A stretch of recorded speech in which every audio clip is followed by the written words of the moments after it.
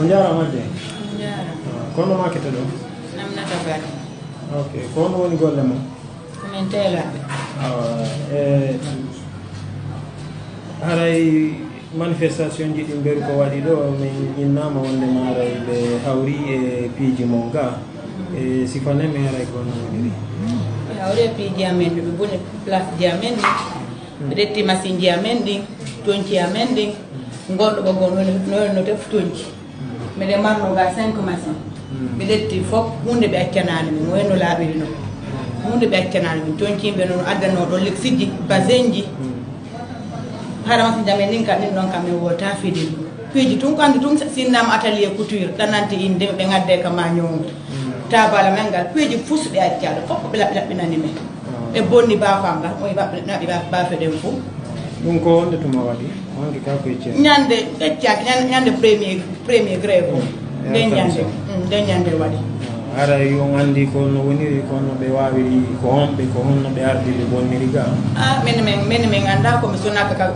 koko grève o kaka grève ko ɓen ɗo on anda say koɓe teni ma si tawi ko civil ɓe ari bonni ga teni on nan ɓay si teni on si grève o waɗano ɓe bonnantano men waɗ ɓe ɓen teniji ɗin ko ɓen ɗon ari bonnani men waɗ ɓe ɓen teniji ɗin sana si ɓe inni grève taɓe bonna yimɓe ɓen surtout noon miskina allah kamin woni débriyade ɗo min ɓiɓɓe amen ɓe ɓe ara kamɓe tawata ɓe bonnane men ɗum ɗo ɓe ettata min piiji yimɓe ɓen ɗimen jeeya ɓoggol ono defu tonci basin ji udenji tonci ɗi min wolanta on fiima ɓe ara ɓe bonnana men komin jeeya ko naw ɓuggo men probléme joni ara yon bonnanama piiji ɓuy ga ko honno gerdoton onon e jooma ɗin piiji ɗon est ce que on humpodiri e woɓɓe maɓɓe waddi fiima min humpodirano minen e woɓɓe noon meɗen andi yafotako woɓɓe nayo min yokku machine ji amen ɗin ɗon kam min ɗon kadi min anda fiima fus min anda min humpodirali e goto kono meɗen andi ko ɓuuri kon so min humpodiri e mum woɓɓe inne ko ma yoɓe ko ma tonci ɗin ɗin min yoɓa ɗi surtout tonci maɗe ɗin valeur woɓɓe ne accata sa soodi 800 000 quelque soodi basin a itti mbuuɗi ma kadi a soodi udin woɓɓe ne yafotako ko ma yoɓa joni minen ɗo tigi tigi on min ganda hono min futtorto aduna men o joni ko on noon ara woodi ko landoto ɗon siko wano laamu ngu ma siko manifestoɓe ɓen ɓay woni manifestation waɗi on hawrama e mum ɗo ɓe bonnani on ga ɓe ƴettani on piiji ko ɗum haray marɗon ko landuɗo amin ko min landi laamu ngu koɓe wallito min piiji bonna tonci ɗettaɗ ɗin yo laamu ngu wallito min machine ji amen ɗin tigi tigi place amen on si tawi yo laamu ngu wallito min fino min futtoro aduna amen o kono ɓe jiibitimen min ngala solution fus min ngala hande kadi yo laamu ngu min torike min jeeji laamu ngu yo laamu ngu wallito men ko honno min fuɗɗitorto golle amen ne ɓamen ɗe mari métier min duwaka peɗugo métier amen min jooɗo ka cuuɗi ɓe bonnani min piiji amen ɓe wallito min ko noon mi waɗa torade laamu ngu yo laamu ngu wallito men hono to min waɗa gérugol client ɓe amen ɓe tonci majjuɗi ɗin mo be hetta tonci mum ɗin e machine ji amen ɗin ɗen tori laamu ngu ballo yo laamu ngu wallir men ɗum ɗon awa on jarama yalla moƴƴi on jarama majje ko wonno makete ɗum ara onon kadi ko ɗo wonno gollude ko wona no ɓe sifori ɓuy ni ara ɗum onon kadi ko wonɗum marɗon ko makon e ɗum ɗo ko noon woni mine wonde ɗo min yetti place on gole jon ko mine woni golde ɗo de minen kadi ko faaɓe o min nani ɓe bonni place amen o kono nder ko yimɓe ɓe fabato men kon tawi vraiment arotago kono ɓay kawtal ngal no moƴƴi walliti min moƴƴa ɓe accitude ñama ɓuuɓe fellude min ari kono tawi woni troutal ɓe gayni bonnude ɓe ƴetti ko kala ko woni lix ga e garanti ɓe gayni naɓude ɗum ɗo ɗum ko wano sayon go waɗi ɗum ko hecciyanke waɗi e 17 heures 17 heures waɗi e jeedi onon kadi nomi lamdori ɓeeɗa ni aray ko honno joni guerɗo ton ɓayi piiji ɓuy woni ko ƴettama ga goɗɗum ɗum ko onon jeeyi goɗɗum ɗum hina onon jeeyi aray ko honno guerɗo ko ɗum machine ji ɗum ko minen jeeyi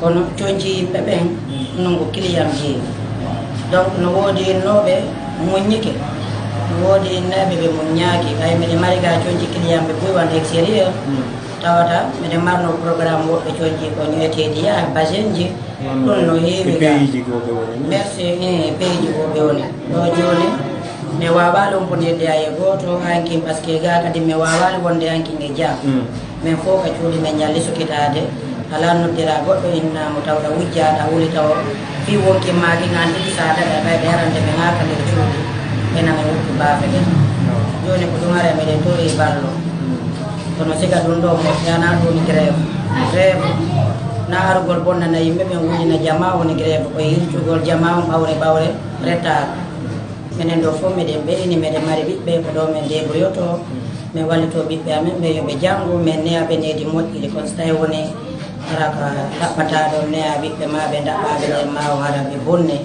hara wona facile on jarama Allah moƴƴi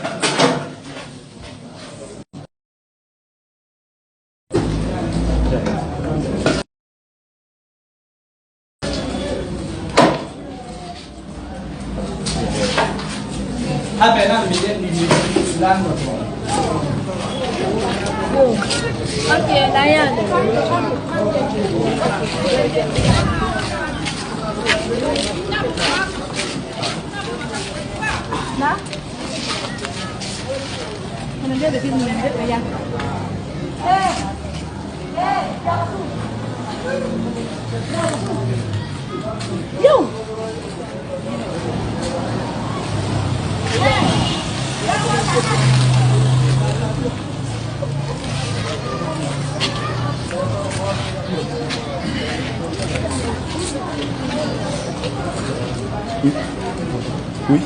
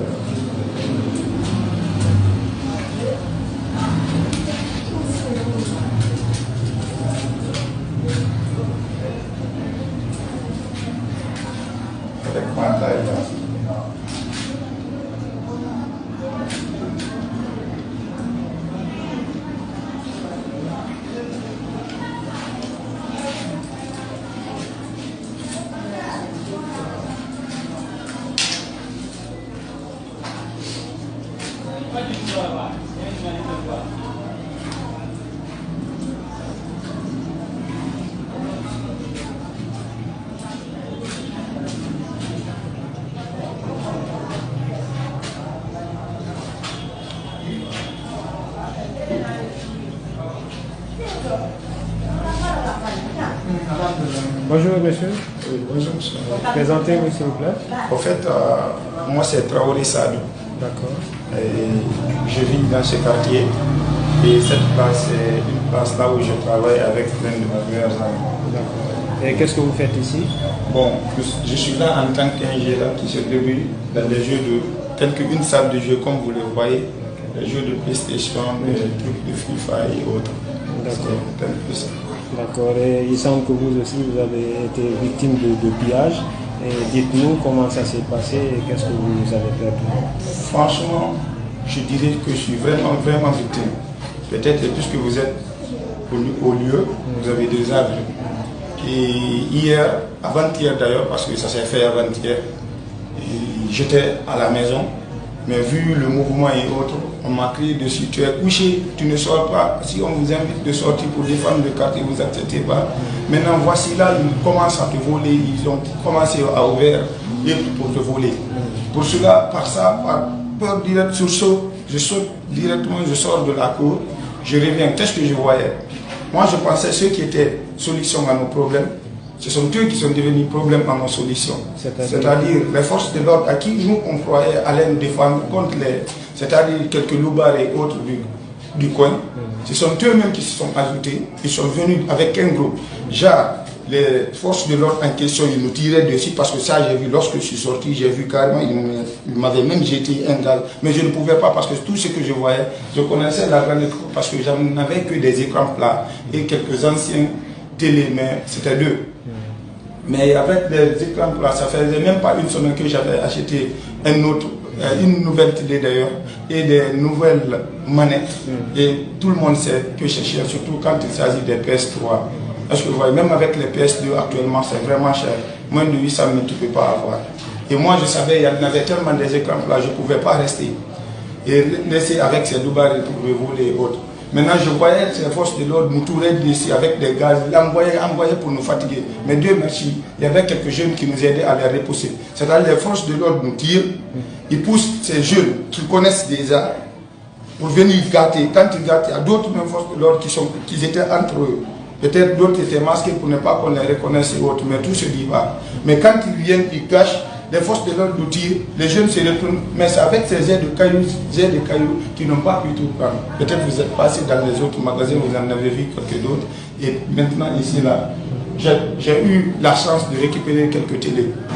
Parce que comme vous voyez que c'est affiché au mur, déjà des anciennes télés, je n'ai rien reçu. La nouvelle télé que j'avais achetée, c'était en 300. Ce même jour, on avait acheté 4 manettes. 2 PS3 et 2 PS2, ça aussi je n'ai rien vu. Et comme vous voyez ici, l'installation que j'ai effectuée, ils ont gâché le renverseur et autres, peut-être que vous voyez, les ampoules, tout a été enlevé. Je n'ai même pas retrouvé un des grillages de la porte d'ici. Vous voyez? En tout cas, il y a plusieurs choses qui se sont gâchées. Et des manettes secours qu'on avait laissées, parce qu'on avait deux, en tout on a 3 PS3. On utilisait une PlayStation 3 en attendant pour... L'autre s'était gâté sur des... Parce qu'il y a plusieurs manettes secours, parce qu'on cherchait souvent, parce qu'il y a la clientèle qui se plaignait et autres, soi-disant qu'il faut se renforcer au niveau des manettes parce qu'ils veulent avoir des bonnes manettes. Et souvent on achetait et c'est vraiment cher. Tout, je n'ai rien retrouvé tel que vous voyez. Est-ce que vous avez eu le temps d'évaluer tout ça? Et si oui, combien? Bon, vu le chèque, jusqu'à présent, je n'arrive pas à me retrouver dedans. Parce que moi, j'en sais, il n'y a pas une PlayStation au bord, ici, actuellement plus garnie que notre PlayStation. Je pense bien les jeunes qui ont fait ça avec ces forces de l'ordre, c'est comme s'ils ont ciblé notre place. Parce que tout dernièrement, là, on a acheté des nouvelles choses et ils savaient ça déjà. Parce que je pourrais dire que tous les jeunes du quartier se basent là. Et tout ce qu'ils veulent, c'est là qu'ils viennent. Maintenant, peut-être quand ils ont vu ça, ils ont voulu